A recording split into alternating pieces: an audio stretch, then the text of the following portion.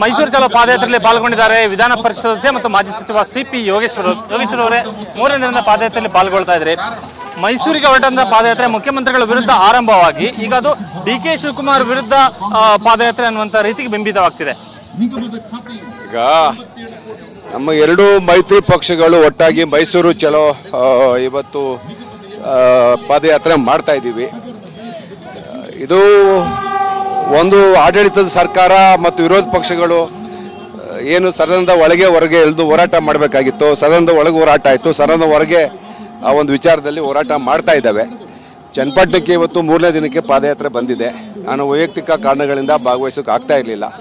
ಇವತ್ತು ಪಾದಯಾತ್ರೆ ಬಂದಿದ್ದರಿಂದ ನಮ್ಮ ಎಲ್ಲ ಪಕ್ಷದ ಮುಖಂಡರುಗಳಿಗೆ ಭೇಟಿ ಮಾಡಿ ಅವರಿಗೆ ಶುಭವನ್ನು ಹಾರೈಸ್ತಾ ಇದ್ದೀನಿ. ಪಾದಯಾತ್ರೆ ಯಶಸ್ವಿ ಆಗಲಿ. ನೀವು ಮೈಸೂರಿನವರೆಗೂ ಕೂಡ ಪಾದಯಾತ್ರೆ ಮುಂದುವರಿತೀರಾ? ಇಲ್ಲ ನಮ್ಮ ತಂದೆಯವ್ರ ಕಾರ್ಯ ಇದೆ, ನಾಳೆ ನಡೀತಲ್ಲ, ಹಾಗಾಗಿ ಮೈಸೂರವರೆಗೂ ಬರಲ್ಲ, ಇಲ್ಲೇ ಕೂಡ ನಾನು ಶುಭವನ್ನು ಹಾರೈಸ್ತೀನಿ. ಪಾದಯಾತ್ರೆ ಸಂದರ್ಭದಲ್ಲಿ ಡಿ.ಕೆ. ಶಿವಕುಮಾರ್ ಆಸ್ತಿ ವಿಚಾರವನ್ನು ಎತ್ತಿ ಪಾದಯಾತ್ರೆ ವಿಚಾರವನ್ನು ಡೈವರ್ಟ್ ಮಾಡೋದಕ್ಕೆ ಪ್ರಯತ್ನ ಮಾಡ್ತಿದ್ದಾರೆ ಅಂತ ಅನ್ಸುತ್ತೆ. ಗೊತ್ತಿಲ್ಲ, ನಾನು ಜಾಸ್ತಿ ಗಮನ ವಹಿಸ್ತಿಲ್ಲ, ನಾನು ವೈಯಕ್ತಿಕ ಕಾರಣಗಳಿಂದ ಜಾಸ್ತಿ ಗಮನ ವಹಿಸ್ತಲ್ಲ. ನಮಸ್ಕಾರ, ಥ್ಯಾಂಕ್ ಯು. ಇದಿಷ್ಟು ವಿಧಾನ ಪರಿಷತ್ ಸದಸ್ಯ ಸಿಪಿ ಯೋಗೇಶ್ವರ ಅವರ ಮಂತ್ರಿಗಳು. ಕ್ಯಾಮರಾಮನ್ ಸಂದೇಶ್ ಜೊತೆ ಕಿರಣ್ ಹನಿಡ್ಕ, TV9 ಚನ್ನಪಟ್ಟಣ.